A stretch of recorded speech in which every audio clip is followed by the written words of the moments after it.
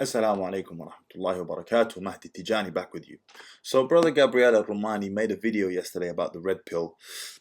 And the title of the video, goes as follows. Red pill, why do so many Muslim men follow? So we're going to react to this video today, inshallah. And today the question is, why do so many Muslim men right now listen to what's called red pill movement? What is the red pill movement?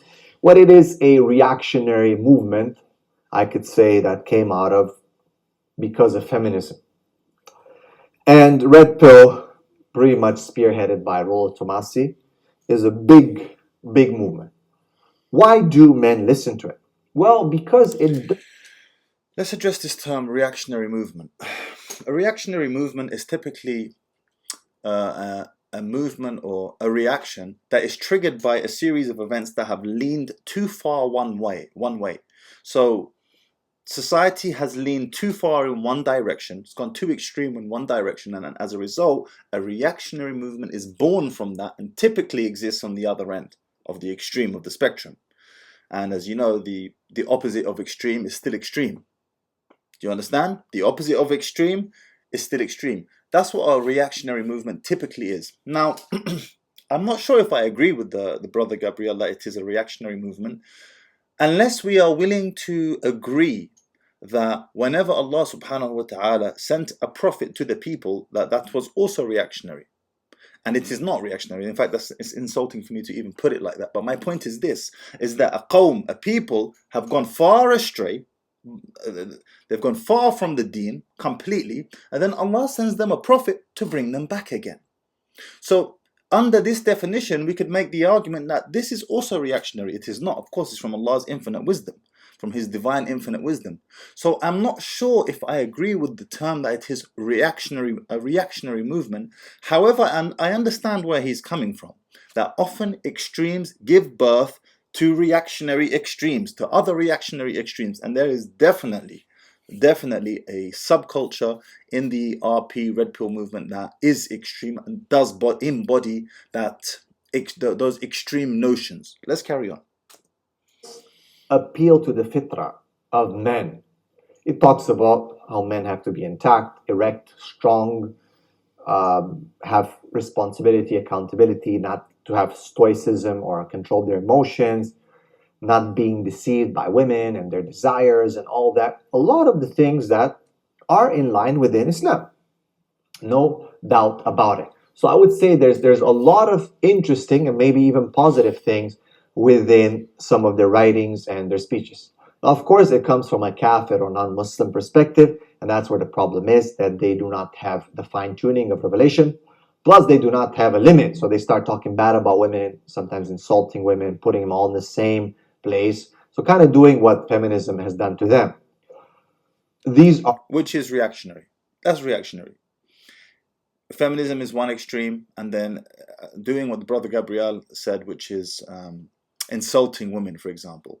I will say that there is a common theme and trend amongst female behaviors, and we'll get to that in a second. But in terms of insulting women and all the rest of it, that's extreme. Like just as feminism has given birth to hashtags such as kill all men. Anything that embodies that from a perspective of men making similar statements to women is also extreme. Negatives. Are there certain good things about it? As I said, yes.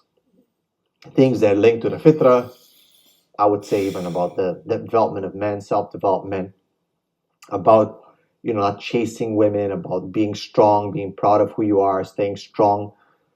And of course, within an Islamic context, that's about halal and haram and Muslims and being, having a Muslim identity, right? So I'm Islamicizing what they're saying. Those points we can, they're good. But then again, they go into an extreme because, see, the Muslim, he's fair. اعدلوا. Be fair, be just. هو أقرب للتقوى. This is closer to taqwa. So you cannot put all the women in the same place. You cannot disrespect the women in Islam. You cannot just say, you hear the Muslims saying this kind of stuff. Now they're talking with feminist voices. I'm never going to marry again. These women are all this. They're evil. These females are evil. And they're gold diggers and this and that. This is not acceptable in Islam. I disagree with it. So some men, out of frustration, they've woken up. I would say some of the people who are spearheading this movement, they themselves have not been always like that. All right, so let's talk about this anger that exists amongst a lot of men in the red pill community. It's actually got a term. It's called red pill rage. Where does the term red pill come from? It comes from the Matrix, when Neo was offered the blue pill or the red pill. What happened once Neo took the red pill? Do you remember? He took the red pill, and then he went through all of these different events where he was exposed to the reality of the Matrix and so on, and then he became very angry and upset, and he started vomiting and all the rest of it. That's exactly what red pill rage is. Red pill rage is once you are exposed to the reality of relationship dynamics for what they are. Most men, I even went through it at one point, go through red pill rage, and they're not angry with the women. No, that's not what red pill rage is. You're angry with yourself for having not known this sooner. And I'm going to get into a few of these dynamics soon in terms of the harsh realities of intersexual relationship dynamics. That's what red pill rage is. Now, some men never come out of it. And as a result, they go into these extremes. Brother Gabriel said, some of them say, you should never marry. I completely agree. You should never get married.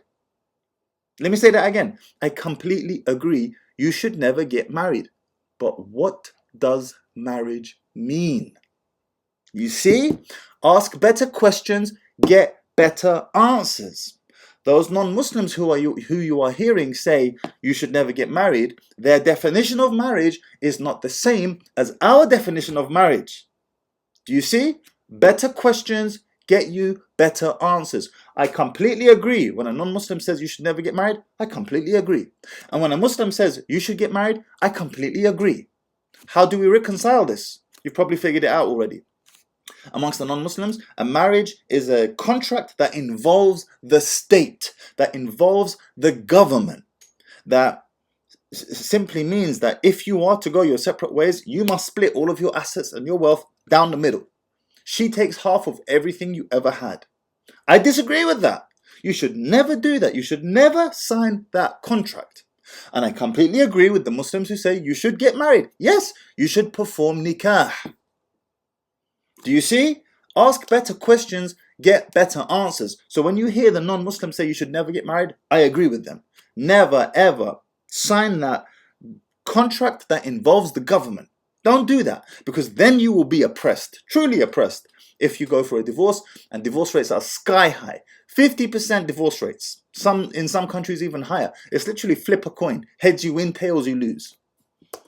They've suffered from other women, so they themselves are reactionary now. You can say this in their experiences, their discussions. It reflects. So there's a lot of negative things, a lot of dangerous things within this movement that if a Muslim doesn't understand, he can go astray. And now you can see some of the brothers, the way they talk. Some people have accused me of being red pill and masculine, toxic, chauvinist, blah, blah, blah. But I believe these are people who have not listened fully to my lectures. Maybe I'm still working and cutting down the lectures to shorter time. They're still about 15 to 20 minutes on average. Even though I believe that our attention span should be at least that, and we should at least watch a 15 to 20 minute lecture. But I'm working at it. And I believe these people have not listened to my lectures fully. Because they do, then there's no doubt that I'm not in line with these people with red pill. Do I believe that there are some positives? I said yes, because they're part of the fitrah. These are things that men in general will find: bravery, strength, determination, stoicism, controlling your emotion, all these things, working hard, not being focused, having objectives in life. All these things are indeed very important. Why do Muslims listen to this red pill movement, read their books? Because, again, the Muslims don't talk a lot of times about these real life issues. The Imams, you don't see them speaking about these issues on the minbar. Some do, very few. We're still very hypothetical. And of course, a lot of these things have been labeled as politically incorrect that might lead people into extremism, toxic masculinity, and so on. And the Muslim community is very afraid of the scrutiny of the non-Muslims, especially where they live, and even in Muslim countries. So they moved away from discussing these issues of bravery, strength, and this and that. If they're discussed, they're mostly in historical concepts. I'm glad he's mentioned this because it's true. We don't have these discussions anymore, whether it's in an Islamic context or non-Islamic for that matter. Young men are not being exposed to this type of content. Why did Jordan Peterson blow up a few years ago? He blew up because he simply told men, be men, take on responsibility, clean your room, take on responsibility, be a man, be productive, a productive member of society.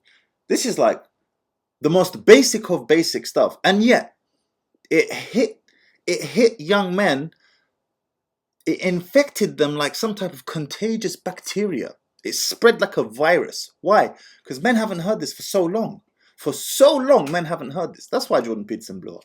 He was saying pretty basic things, but it sounded revolutionary because it's been buried under the guise of toxic masculinity for so long.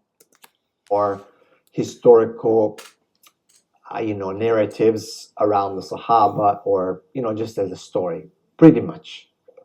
So, alhamdulillah, they used to be 15 years ago, maybe when I embraced Islam, I could hear certain imams talking about this, mashallah. I'm not going to name it right now, but quite a few were talking and were connecting to real life events.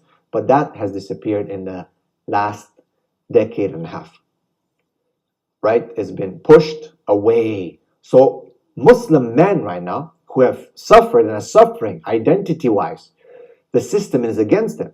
Sit down, shut up, listen, be agreeable. The educational system like that destroys men.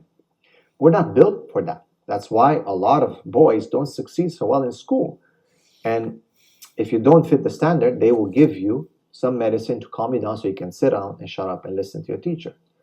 I'm not saying you shouldn't, but in general, there's more active learning that's required from boys. That's why a lot of women are becoming more educated, succeed better at education, because more in line with their fitrah, the system. More in line with the fitrah. That's a good point, by the way.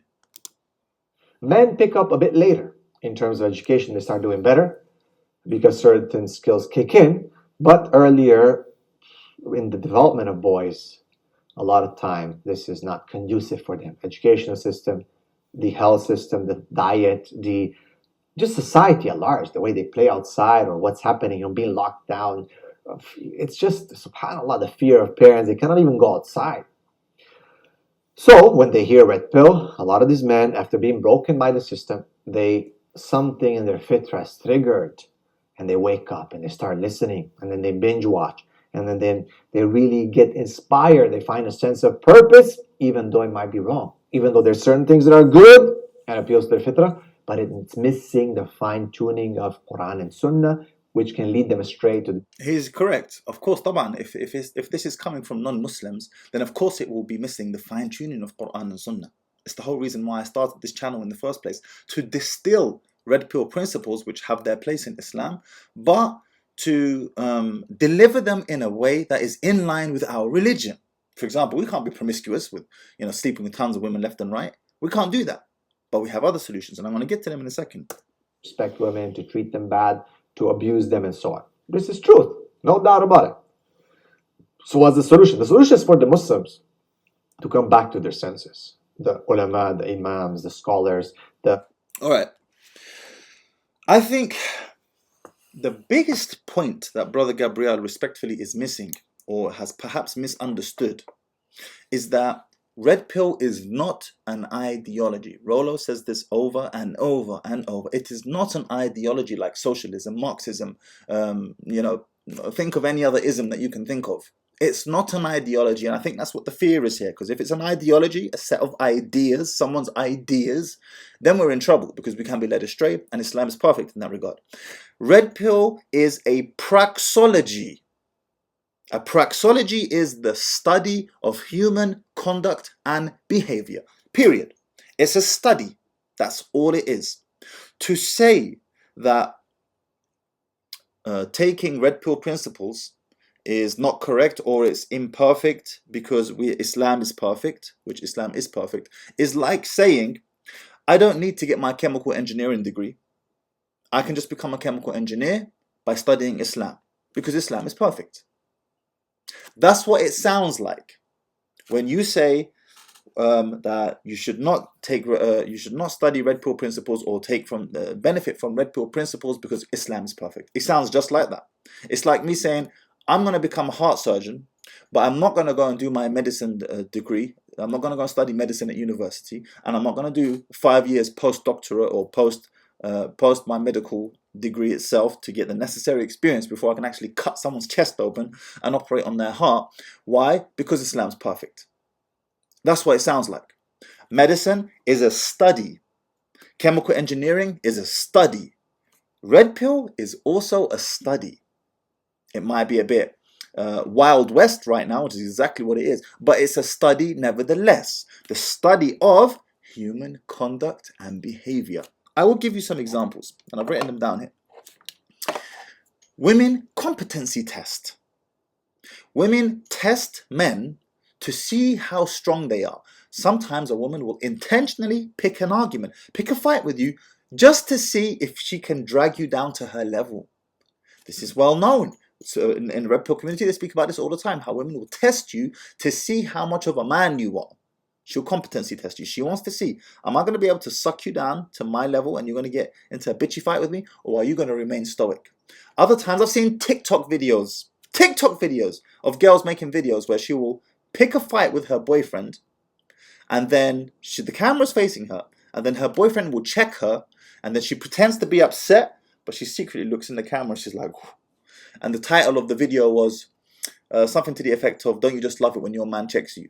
Or when you intentionally irritate your man just so that he can check you. This is the awaj, the naqsul aqal, that women often put men through. And men, because men are quite simple, 1 + 1 = 2, we fall for it. Unless you are taught and aware of this principle, competency testing, you will fall for it. You'll get into the argument, you'll engage, you go backwards and forwards with her, you failed the test. You failed the test. Another example, women are hypergamous. What does that mean? Well, women marry across and up dominance hierarchies. Women don't want their equal, they want their superior. They want a man who is more intelligent than them, who is taller than them, who is stronger than them, and preferably who earns more than them. Did you ever meet a woman who says, I want a man who's as strong as me, who can bench press 20 kilos like me? Did you ever meet a woman who said, I want a man who's as tall as me, 5'2"?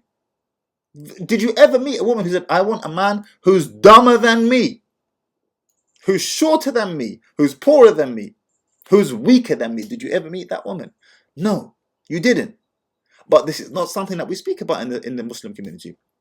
Red pill is simply uncovering this reality, which is women are hypergamous. They look for their superior. They don't want an equal, they want a superior. That's why I laugh when brothers say, oh, you shouldn't get married to a second wife or a third wife or a fourth wife, because if you do, then you're not leaving any women for other brothers to marry. The fundamental point you have missed here to the brother saying that is, what makes you think that woman who could have been a second or a third wife wants to marry another brother in the first place? Women want their superiors, and polygyny is reserved for exceptional men. If you're gonna, I've said this before, and I'm gonna get to it in a second. Why do so many sisters have a problem with polygyny? Why? I am telling you, it's not because of polygyny itself, and it's not because of feminism, although that could have had an impact. It's because women don't share average men. The end. This is the point everyone seems to be bloody missing in the Muslim community, which is women don't share average men. Women's existential fear is, my average husband with our average income and his average intelligence and his average everything, average health, average body, average everything, now he's going to share that average halfway down the middle with another woman? You must be mad. That's her existential fear. That's why she puts up so much resistance towards it. I guarantee you, take the most feminist, non-accepting of polygyny woman that you can find on this planet and ask her this question. Would you be a 12th wife to the Prophet ﷺ? Would you be a 4th wife to Abu Bakr as-Siddiq radiallahu anh? Would you be another wife to Umar al-Khattab radiallahu anh? Find me one that says no. Find me just one that says no. You will not be able to find. What does that tell you? Women share exceptional men. Where did I get that from? Red pill teachings. The uncovering of the study of human conduct and behavior. To say that this doesn't have its place is like saying I shouldn't go to university to study chemical engineering because Islam is perfect. This is a logical fallacy. It doesn't make sense. I'll give you other examples. Women with higher body counts make poor pairing partners. Men are often duped into marrying sisters who have been divorced 3, 4, 5, 6, 7, 8. My wife knows of a sister, she ain't friends with her, her friend knows this sister, who has been married 10 times. And the sister's my age, 31 years old. She's been married 10 times. That means she's had 10 intimate partners. What do you think, if you become the 11th sucker, is going to happen? What do you think is going to happen? Oh, I'm going to be the one to reform her. Hell no, you're not. Women are negatively affected. Their pair bonding ability is negatively impacted the more intimate partners they have. This is the study of human conduct and behavior. That's what Red Pill teaches. To say that it doesn't have its place in Islam is like I keep repeating myself. It's to say I don't need to get my doctor's degree, chemical engineering, physics, whatever you can think of, because Islam is perfect. This is a logical fallacy. It's a logical fallacy, and I'll end on this one. Desire cannot be negotiated. If your woman doesn't want to sleep with you, you saying to her, fear Allah, taqillah is haram, you're not addressing the core issue here. Yes, you can say that and you should say that and so on, but you're not addressing the core issue. The core issue is, why does she not want to sleep with you? It's like I say to brothers. When sisters say, oh, I want 20,000 for my mahar, I want 50,000 for my mahar, you don't get it. You don't get it. The reason why she's saying that is because she doesn't rate you. Women make rules for men they don't rate and break rules for men they do. Believe me. Believe me. Just take my word for it. When a sister rates you as a man, she can be in her prime, 18, 19, 20, never been married, untouched, pure, beautiful. She will pay you to take her. All discussion of mahar goes out the window. Mahar, especially these 20,000, 50,000 ridiculous sums, it's a fail-safe. It's a fail-safe when she sees a man and she thinks to herself, I don't really rate this guy, but I need to get married, because if I don't get married, I'm going to end up getting older and possibly being single and missing my best years of marriage. But I need a fail-safe because I don't rate him like that. So that fail-safe is going to be, what? 20,000 mahar, 40,000 mahar. That's what I say to brothers. Never, ever freaking negotiate mahar. Ever. Because what she's telling you is, I don't rate you.